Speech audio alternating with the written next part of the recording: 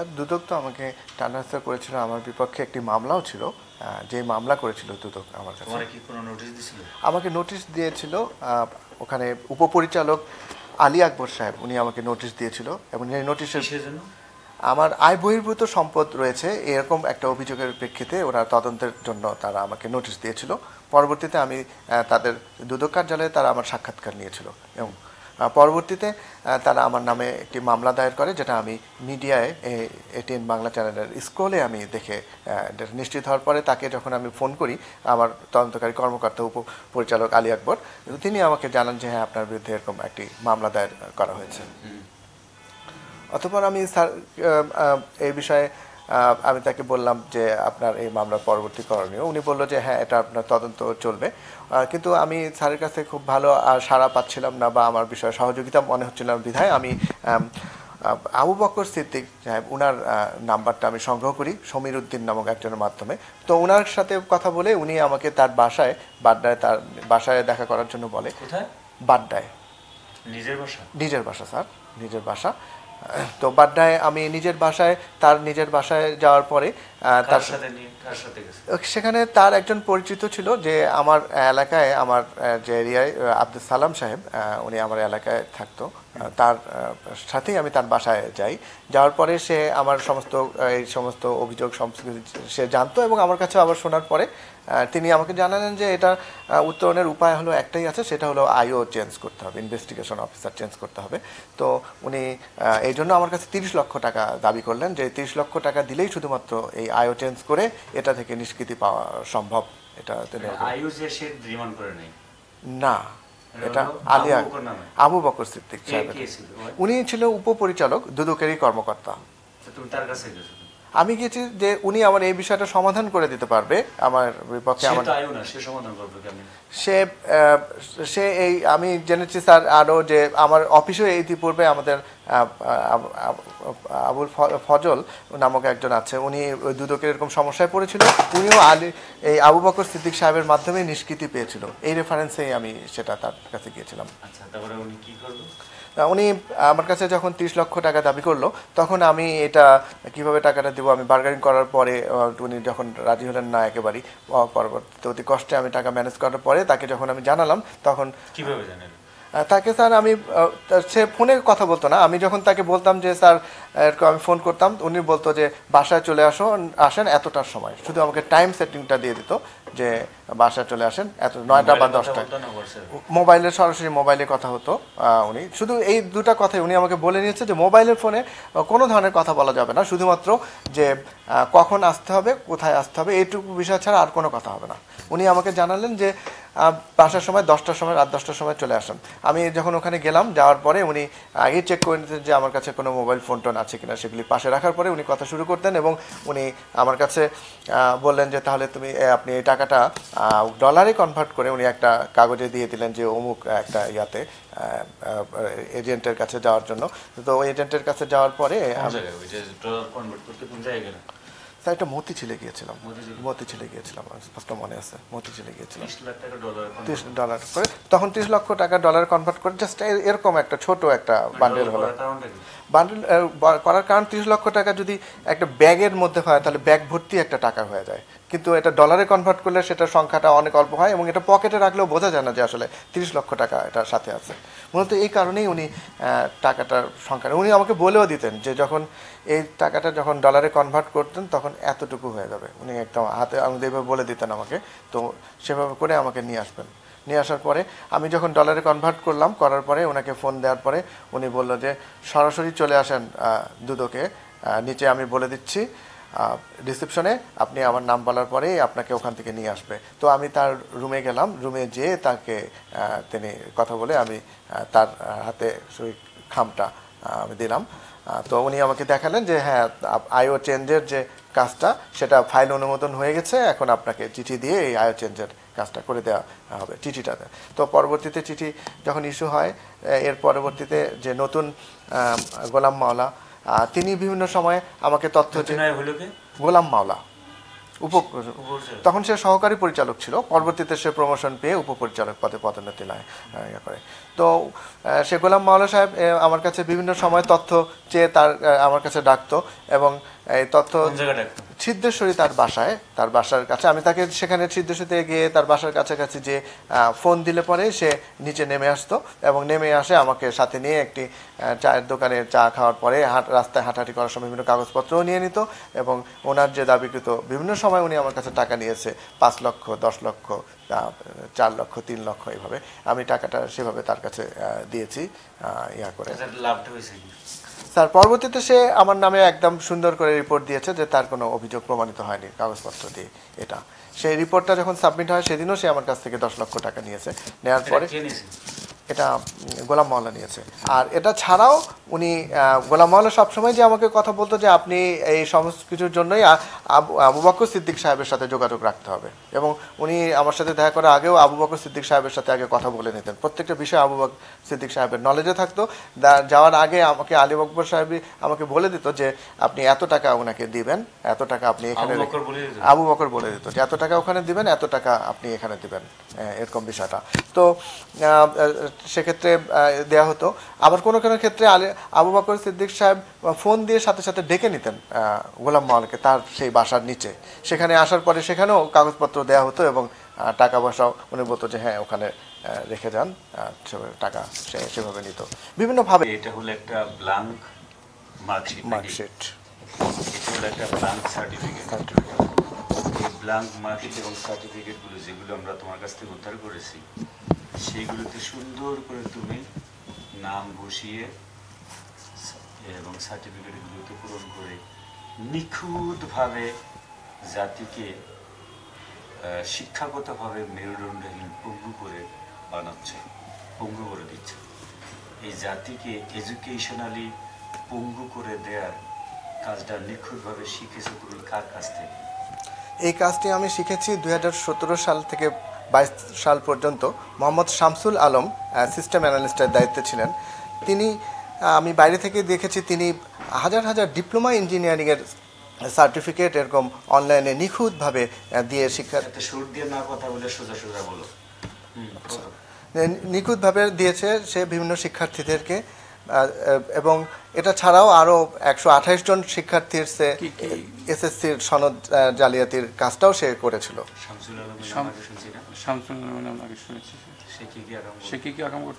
শামসুল আলম সাহেব আমাদের রেজিস্ট্রেশনের জন্য যে সিট বরাদ্দ থাকে প্রতিষ্ঠানে, সেই রেজিস্ট্রেশনকৃত সিটের আসনের অতিরিক্ত শিক্ষার্থীকে রেজিস্ট্রেশন করে তাদের নামে রেজিস্ট্রেশন কার্ড এবং অ্যাডমিট কার্ড ইস্যু করে তাদের পরীক্ষা দেওয়ার ব্যবস্থা করে দিত। এটাও বিভিন্ন প্রতিষ্ঠানসমূহ তার কাছে এই ধরনের নাম্বার, এই ধরনের শিক্ষার্থীদের তথ্য দিত।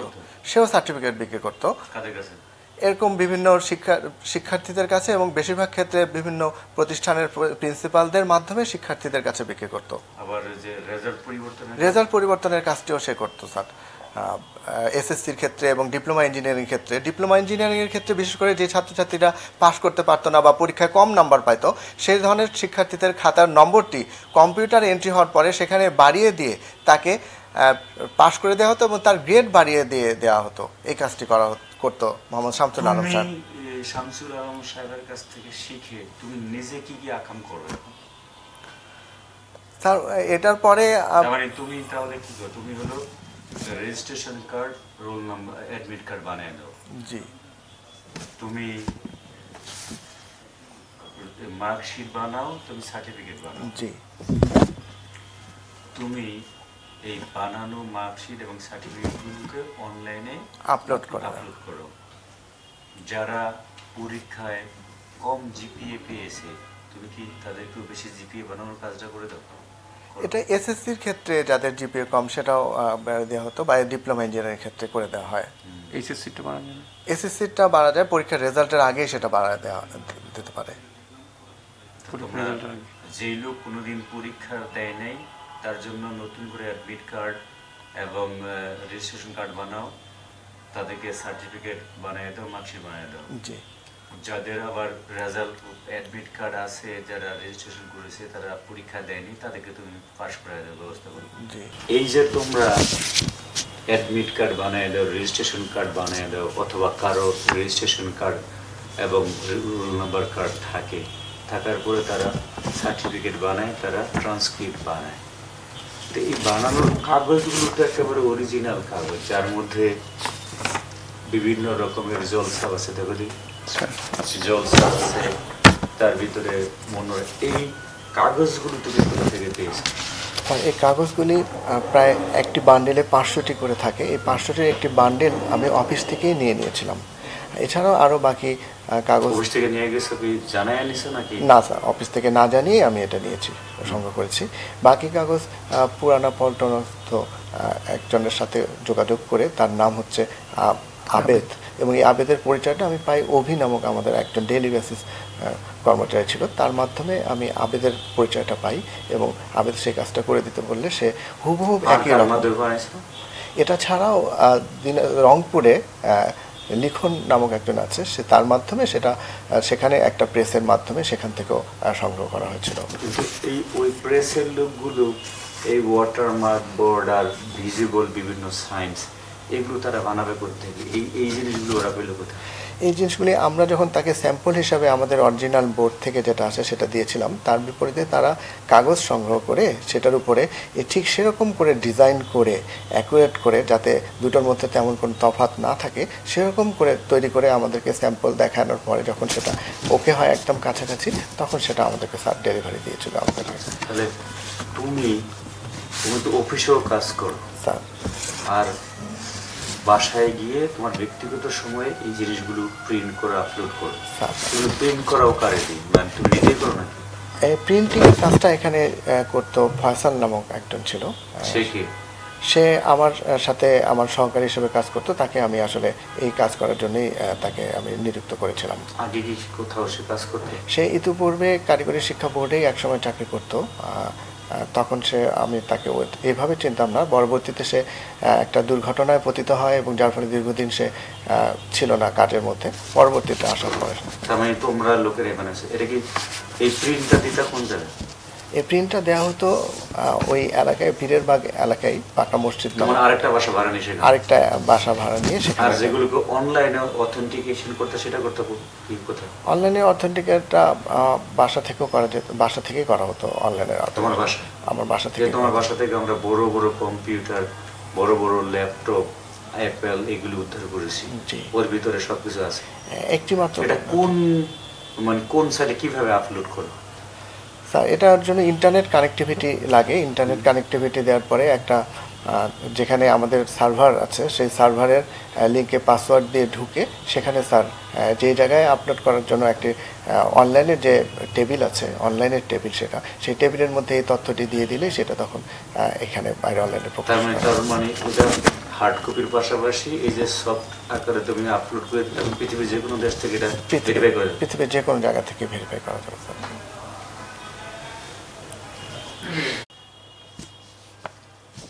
এইগুলো আসলে কি? এগুলি বাংলাদেশ কারিগরি শিক্ষা বোর্ডের শিক্ষার্থীদের রেজিস্ট্রেশন কার্ড। এই রেজিস্ট্রেশন কার্ড অনেকগুলো পোকায় খায় ফেলাইছে, এই জিনিসগুলো তোমার কাছে কেন? এই রেজিস্ট্রেশন কার্ডগুলি আমার কাছে দিয়েছিল, এদের মধ্যে অনেক শিক্ষার্থী দেখা যাচ্ছে যে পাস করতে পারেনি। তাদের ক্ষেত্রে তাদের নাম ঠিকানা এখানে এই রেজিস্ট্রেশন কার্ডের মধ্যে আছে। বিভিন্ন প্রিন্সিপালরা তারা বিভিন্ন সময় আমার সাথে যোগাযোগ করে তাদেরকে এই নামে দিয়ে তাদের পরীক্ষায় পাস করে তাদের সার্টিফিকেট এবং মার্কশিট দিয়ে দেওয়ার জন্য এরকম সার্টিফিকেট দেওয়া হচ্ছিল। আর এটা হলো ট্রান্সক্রিপ্ট বা মার্কশিট, সার্টিফিকেট। আচ্ছা, এটা যদি কেউ তোমার কাছ থেকে সার্টিফিকেট বা মার্কশিট কিনতে চায়, তাহলে তাদের কি রেজিস্ট্রেশন কার্ড থাকতে হবে, রোল নাম্বার কার্ড থাকতে হবে? এটা ছাড়াও এটা থাকতে হবে যাদের, তাদের তো দেওয়া যায়। এটা ছাড়াও যাদের রেজিস্ট্রেশন বা রোল নম্বর থাকে না, তাদের ক্ষেত্রেও রেজিস্ট্রেশন কার্ড এবং নতুন রোল নম্বর দিয়ে তাদের এরকম মার্কশিট এবং সার্টিফিকেটের কপি প্রথমে প্রিন্ট করে রেডি করা হয়। কিন্তু এটাই চূড়ান্তভাবে না। তার মানে তোমরা কি কাউকে হঠাৎ একদিন বা 2 দিনের ভিতরে রেজিস্ট্রেশন কার্ড, রোল নাম্বার কার্ডও বানায় দাও? এটা দুই দিনের মধ্যে রেজিস্ট্রেশন কার্ড এবং অ্যাডমিট কার্ডও বানিয়ে দেওয়া যায়, বানিয়ে দেওয়া যায়। এবং সেই বানানো অ্যাডমিট কার্ড রেজিস্ট্রেশনের কার্ডের ভিত্তিতে তখন তোমরা এই সার্টিফিকেট এবং মার্কশিটগুলো বানাও।